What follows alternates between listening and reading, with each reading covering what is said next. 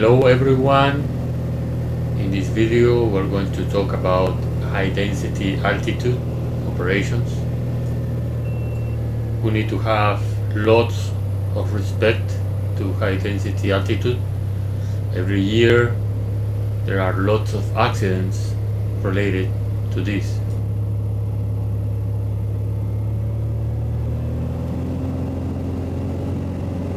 We need to have a very serious approach and study as much as possible because it is very unforgiving. I like this view for the landing into Marble in Idaho because it shows you how confined it is. It is between mountains and tall trees. Also, it is a short strip, and on top of that, high density altitude.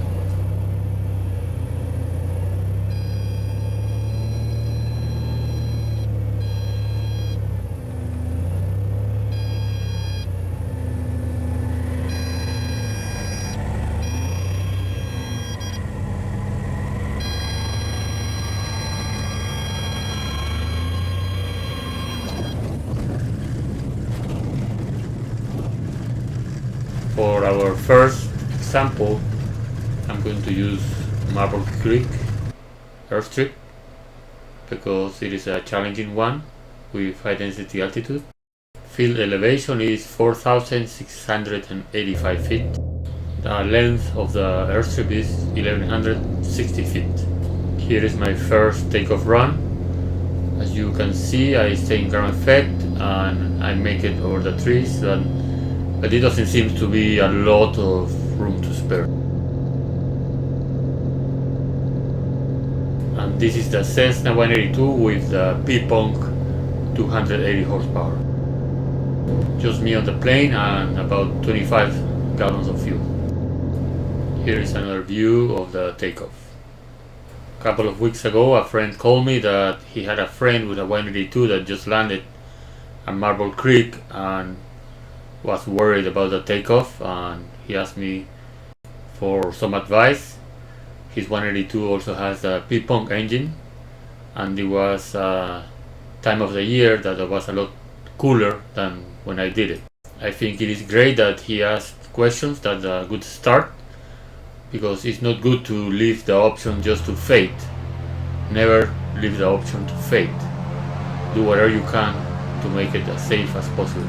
So I recommended, of course, to lean for high density altitude and stay in low ground effect, and then to use the gap between the hill and the tall trees so you don't have to force the climb too much, which means if you are heavier you have more chance of making it. This airplane has big tires. It was only the pilot and about 25 gallons of fuel, and it was a lot cooler than when I did it, so I thought he had a good chance of making it. Let's see him in action and how he did it.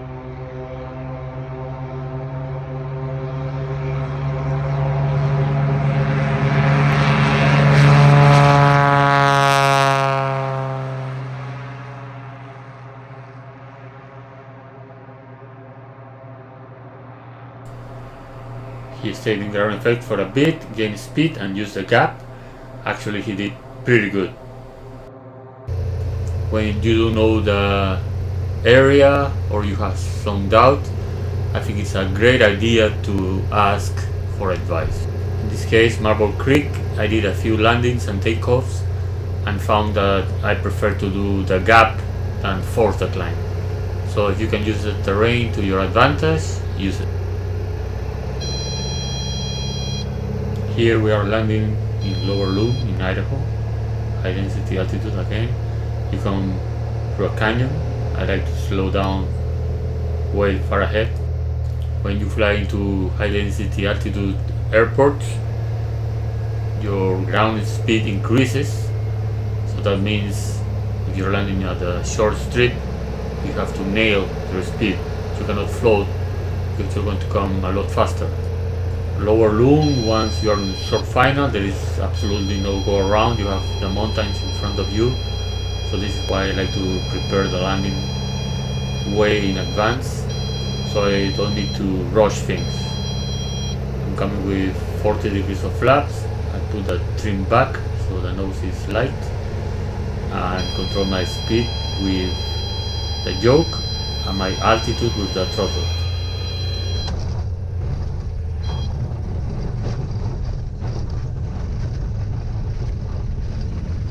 So when landing at high density altitude airports, we need to be very aware of the length of the airstrip and calculate if we can make it or not.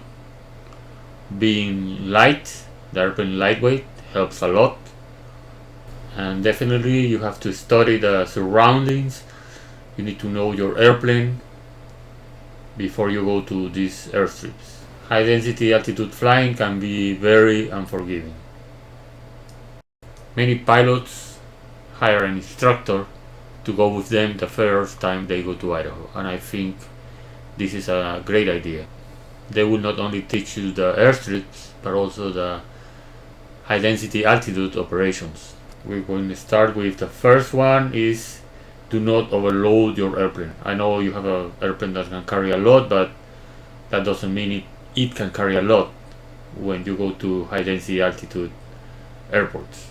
I just take what is necessary and try to pack everything that is light. Also very important, you don't need to fly with full tanks to every place because fuel is heavy in the wings and the performance will be reduced. Calculate your flight plan and plan accordingly so you have the reserve, but do not fill up for every flight. There's a lot of books about airports and airstrips. The one in Idaho is very helpful. It would allow you to study the grade, if it's uphill, downhill, the surroundings, and the length of the strip, which is very important for high density altitude operation. Leaning for high density altitude is very important.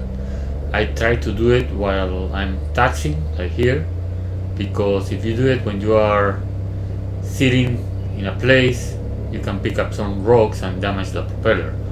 So I try to do this, and then at the end I measure the amount of fingers that fit in between the mixture and the panel, and I try to memorize that.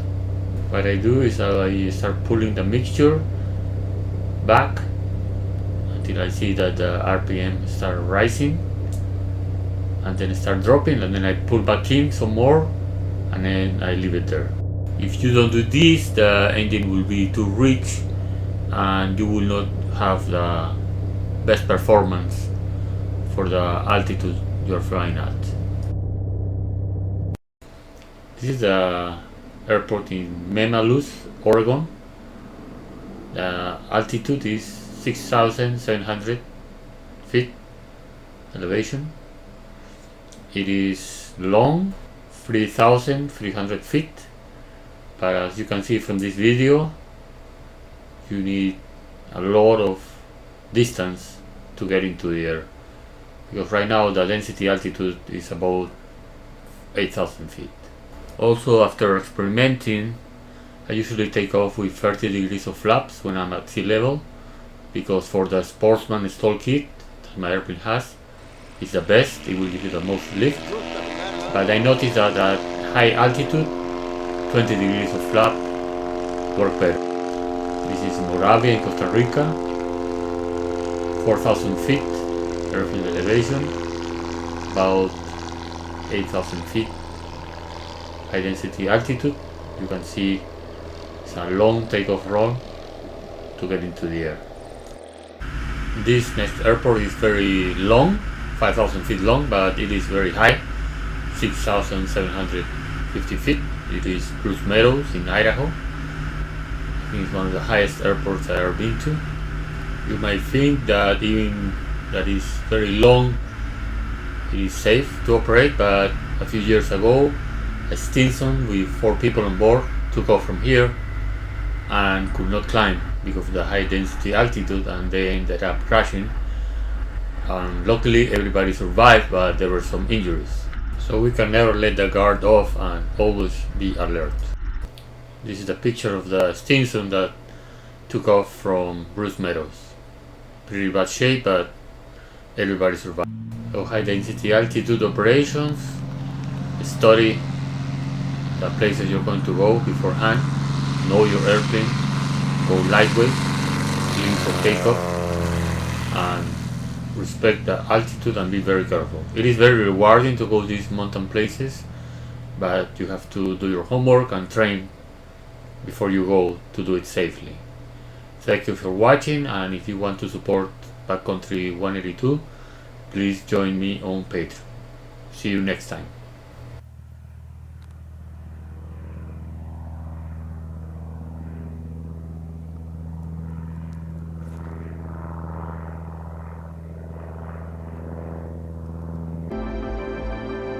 It is very easy to join, to be a patron of Backcountry 182. Go to the YouTube channel. On the right hand side there is the link, and then it takes you to the Patreon page.